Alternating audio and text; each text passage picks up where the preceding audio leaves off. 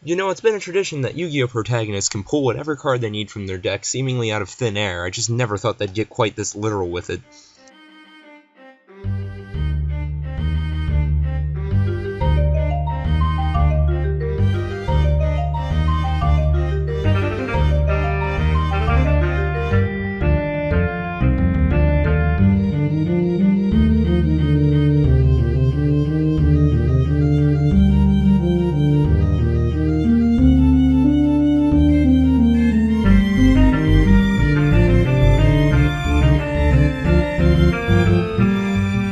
Hello guys, Yami Yusaku here, and welcome to my review of Yu-Gi-Oh! Vrains Episode 2. In this episode, we got to finally see some people duel. Well, I shouldn't say finally, it's only the second episode, and I did really enjoy the first.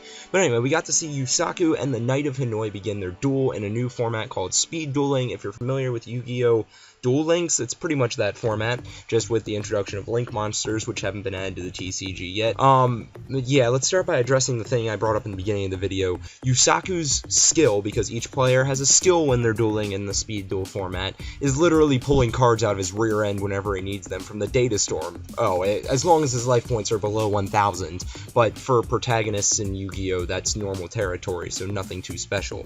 And I honestly just gotta say, I never thought they'd be this straight up about it, that the main protagonist can get whatever card they need. I mean, Yusaku's skill is literally, I can generate a card from the data storm. It's freaking crazy. But enough on that. The duel as a whole was pretty interesting. It wasn't too bad for a first duel. I mean, I don't think anything will ever be quite as iconic as Yugi versus Kaiba when Yugi was staring down the three blue eyes, but this one was pretty decent too. I mean, Cracking Dragon, I think I called the Topolopic Bomber Dragon in the last episode by accident, was summoned on the first turn by the Knight of Hanoi, so we immediately saw the pressure being brought to Yusaku. We also saw how quickly he could adapt to a duel, though, as he seems to not have ever speed dueled before, yet at the same time here he is managing to overcome somebody who clearly has speed dueled before in the Knight of Hanoi, given that the Knight knew about skills, and Yusaku was like, what? You can activate a special ability during a duel. He was able to master that quickly. He was able to master Link summoning very quickly, managing to bring out Decode Talker within a few minutes of having grabbed the card with no instruction or anything else from the AI. So if you were to judge Yusaku purely off of his skills in a speed duel, you would think he isn't new at this, but yet he is. Or is he? We get a flashback to the first episode when Yusaku's talking in threes to good old Beaverface, and he was mentioned something about, well, wait, isn't there a format where there are 3 monster zones? And he recalls that himself, and he's like, wait, maybe I have tried this before, because, yet again, there was that brief recollection that was on a sidebar that he didn't necessarily intend to remember when he was talking in school in the first episode, so maybe this is part of his forgotten past. Regardless of whether that specifically is a part of his forgotten past, this 3 thing seems to be coming up, starting to come up repeatedly in the show, at least. I mean, you got 3 monster zones. Yusaku, when he was talking to Beaverface in episode 1, listed 1, 2, 3 observations, and he listed 1, 2, and 3 observations here as well when he was talking about why he needed to win the duel. His 3 reasons are as follows. First, to regain his forgotten past, which is the thing that's intriguing us all. And when it comes to this in this episode, we are given one brief flashback that lasts less than 30 seconds, and it pictures a couple of adult, what seem to be social worker types, picking up 6 children from a wooded area.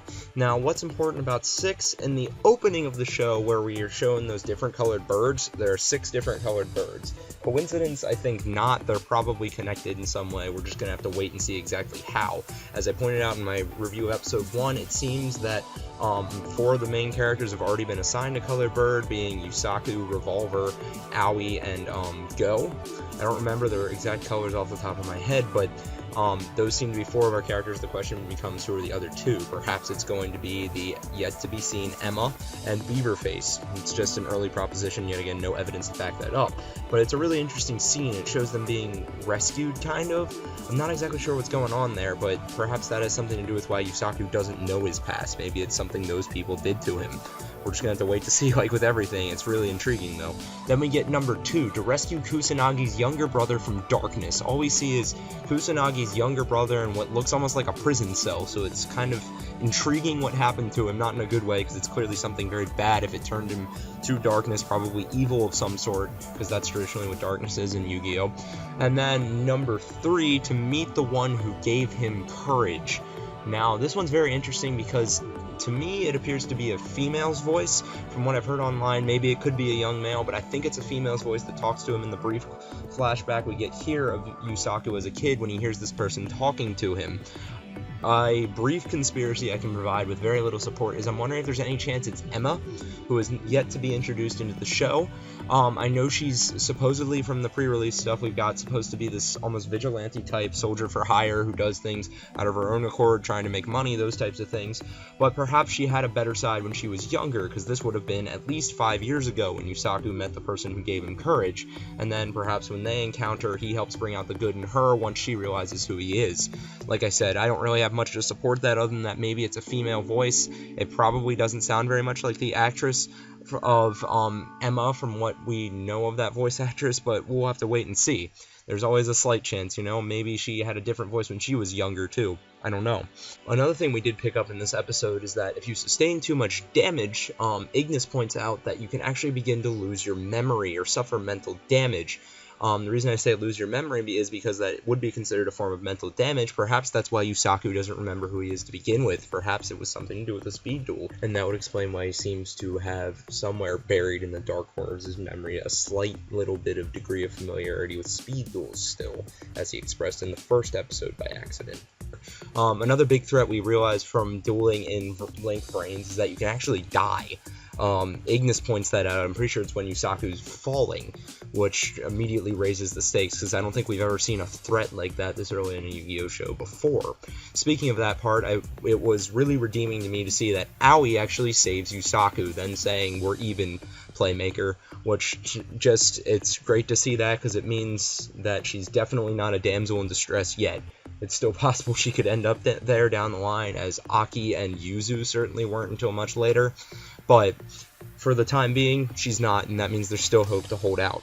Both Akira Zaizen and Revolver also both make very short appearances in this episode to point out that both of them thought the Cyverse deck archetype to be dead, Revolver having stated that they hunted down people with that archetype for years, or those cards at least, and Akira just seeming surprised, asking how could he have that, which I think is another thing that adds to the mystery of Yusaku's past. He's probably had these cards for a long time, and that's why they're still around despite these other people trying to weed them out, or at least not knowing of their existence recently. So that Cyverse clearly ties him somewhere, and what is the thing that Akira's trying to regain access to begin with? It's the Cyverse. So I would assume the Cyverse deck archetype and the thing he's after are somehow connected, given they have the same name. One of my biggest questions as of this episode is, what are the limitations of these skills each duelist is given in the speed duels? Because Ignis mentions that he's never seen the power that the Knight of Hanoi uses, so he mentions that the Knight probably programmed it. If that's the case, then couldn't all three of our primary factions do that type of thing to give themselves stupidly powerful abilities? I mean, Yusaku's a hacker, so he clearly knows programming. The Knights are hackers, so they clearly know programming. And then SOL Technology, or Soltech I should say, they're the ones who created Link Vrains, so they should know it inside and out as well as what's in it, which would include speed duels. I don't know, I think we might see some of that unfold later on. In terms of our other three main characters up to this point, being Naoki, Go, and Kusanagi, they haven't really done anything too much in this episode. Go expresses being really frustrated that Yusaku's hogging a lot of the attention he's used to, because remember, he's sort of like a WWE star equivalent for Yu-Gi-Oh! Link Vrains, or the Link Vrains world, I should say. And then Kusanagi and Naoki are just kind of spectating Yusaku's duels. Naoki's going nuts because he's a total fanboy when it comes to Playmaker, and Kusanagi's just sort of cheering him on from his mind, because obviously he can't say too much or he'd reveal Yusaku's identity. As for two other quick side notes, Cracking Dragon very much reminds me of a discount Slifer the Sky Dragon, in that opponent's monsters lose attack points equal to their level, whereas with Slifer, you lose 2,000 attack points upon being summoned. Also, Decode Talker's effect seems very powerful. I believe it was it gained attack points based on the number of monsters it had in its Link Zone. That's how Yusaku got it to, I believe it was 3,300 attack points, which is pretty crazy for a monster like that, or at least it seems to be. I have no idea how Link Summoning works yet. That pretty much wraps up my thoughts about this episode, guys. Sorry if I didn't talk a ton about the duel, but I feel like in this case it was fairly straightforward for the most part, based on what the episode's presenting. If you have anything you'd like to say, please feel free to comment down below. I'd encourage it. And thanks for tuning in and watching. If you enjoyed the video, please like and subscribe. If not, constructive criticism is always welcome.